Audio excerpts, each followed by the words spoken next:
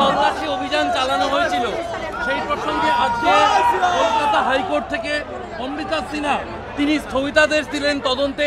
বললেন অভিযোগ এলেই আপনারা তদন্ত ছাড়াই কারো বাড়ি চলে যাবেন। কতগুলো অভিযোগ জমা পড়েছে, তার কতগুলো জায়গায় এরকম তল্লাশি করতে গেছেন।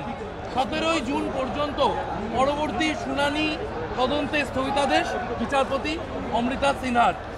আমি কলকাতা হাইকোর্টকে প্রণাম জানাই, কৃতজ্ঞতা জানাই।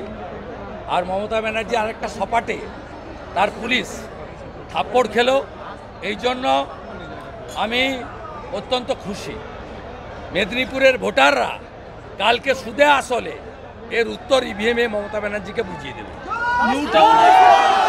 নিউটাউনে যে বাংলাদেশের সাংসদ খুন হলেন তার জন্য কষাই আনা হয়েছিল মুম্বাই থেকে, বেশ কয়েক মাস ধরে পরিকল্পনা। এটা পশ্চিমবঙ্গ জঙ্গিদের, খুনিদের, জিহাদিদের মুক্তাঞ্চলে পরিণত হয়েছে।